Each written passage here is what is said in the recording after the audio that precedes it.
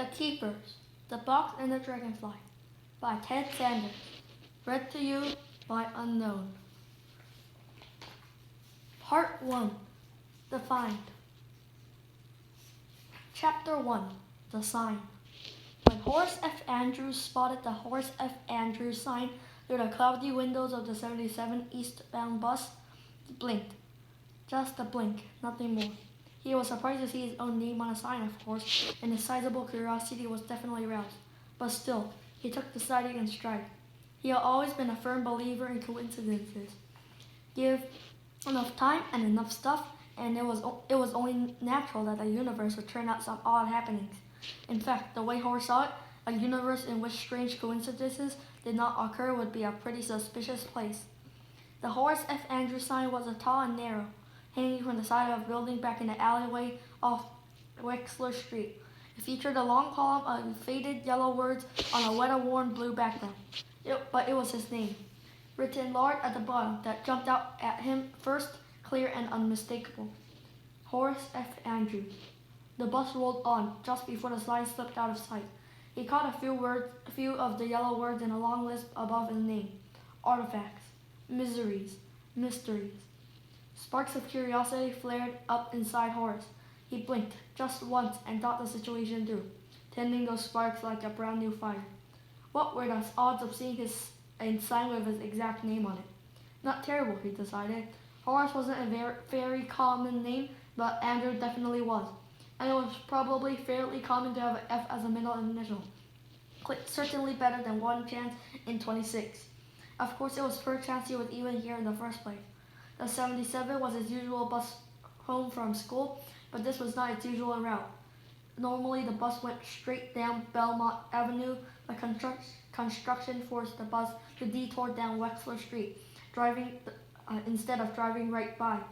It was also per chance that Horace had been looking out the windows at all. Ordinarily, he would have been sitting in the back row, reading or working on the science problem for Mr. Lewig's class, building a bubble of concentration against the noise and confusion of the bus. But today the bus was extra crowded, packed with rowdy kids from the school in the back and stone-faced adults in the front. Horace had to stand in the middle, at the top of the seats near the rear door, feeling large and awkward, and hating his heavy backpack, and wondering just how he, Horace Andrews, belonged here. All he could do was look out the window and hope the ride would be short. But then the sign slid by, and a block or two later, the bus slowed and jerked to a stop. The rear door opened and a plump old lady in a purple dress began easing down the steps, clinging to the rail with both hands. Horace looked through the back windows, but the sign was out of sight. Was it for a store? Or maybe someone's office, presumably the office of Horace F. Andrews? The sign had looked very old. Maybe that place didn't exist anymore. But then there were those words, artifacts, mysteries. And what possible reason could any business have for putting miseries on a sign? Horace watched the old lady stretch out one chubby leg, reaching for the curb below. The other passengers rustled impatiently. A scrawny, red-faced kid Horace recognized from social studies leaned over the stairwell and started chanting at the old lady. Go, go, go. And then Horace stepped out around the woman and jumped out of the bus. He landed heavily on the sidewalk. The old lady squawked at him and yanked her foot back. Excuse me, Horace mumbled. He trotted away, feeling as startled as the old lady looked. He was not ordinarily impulsive, not the kind of person who simply did things without thinking them through ahead of time. But sometimes his inquisitiveness pulled him in places he wouldn't ordinarily go, and thus signed those words and his name together like that. The May air was cool, but held a hint of thickness that spoke of summer, of freedom and possibilities. Horace's internal clock, always accurate, told him that it was 3:16. This time of the day, that 77 eastbound ran every 14 minutes. He'd investigate the sign and catch the next bus, still getting home before his mother. He hurried down the sidewalk searching. Just as he thought he was drawing nearer to the alleyway, an enormous shape swept past his path, colliding with him hard and knocking the breath from his chest. Horace staggered back, almost tumbling into the gutter. Goodness, said a musical voice from high above.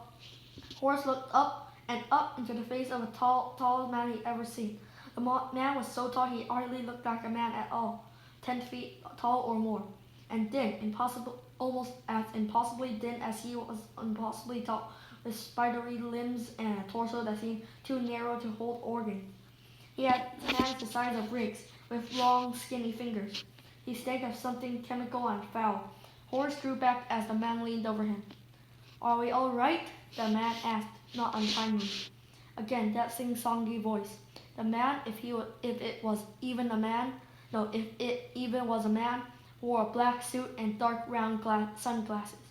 A thick shock of black hair topped his head out of place on his pale skeletal body. Horace tried to catch his breath. "I'm fine," he wheezed. "Sorry." "Perfectly understandable. I believe you were distracted." "I'm sorry, really. Just looking for something." "And do you know what it is you're looking for?"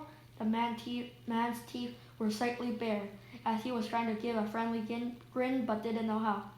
"It's nothing, really," Horace said, faint threads of alarm tingling in his bones.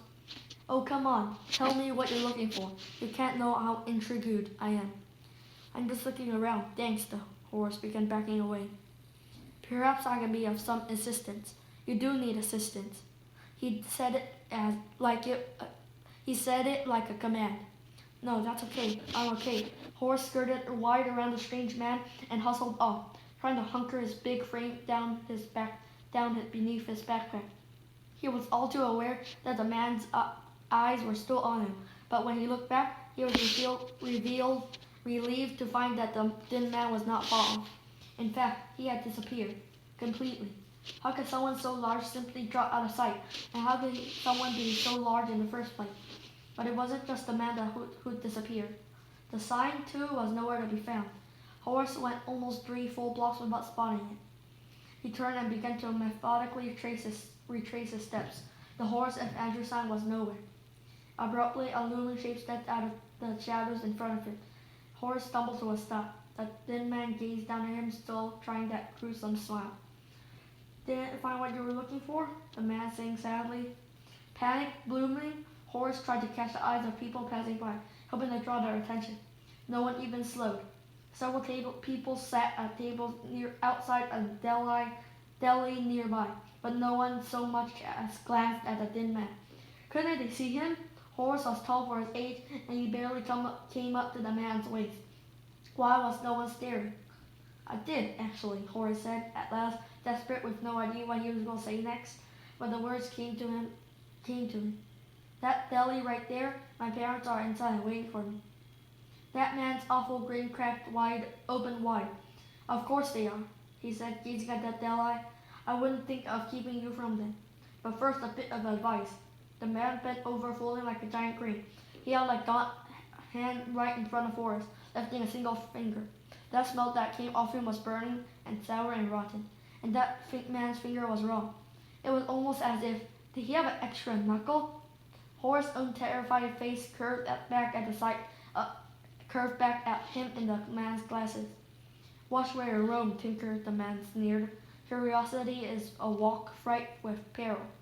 And with that he shot up, straightening to his full, unreasonable height. He snapped his head to the right, as if hearing some far-off sound, and then he left as swiftly as he had come, stepping out on the street. 6 straight strides took him across all 4 busy lanes, and then he effortlessly hurtled the hood of a parked car into the opposite sidewalk. He sped down Wexler and a moment later vanished around the corner. Horace stood there for another 10 seconds. Then his limbs coming back to life broke into a run. Whatever this man was, Horace wanted to get far away. He made it exactly 27 steps before he was halted in his tracks again. He stood in front of an alleyway, mouth gaping open. He passed this alley already and seen nothing. He was sure there was nothing to see, but now here it was, plain as his own hand. The Horace F. Andrews sign. Or rather, not exactly. Horace stared. He forgot all about catching the bus. He even forgot about the thin man. He read the sign from top to bottom again and again.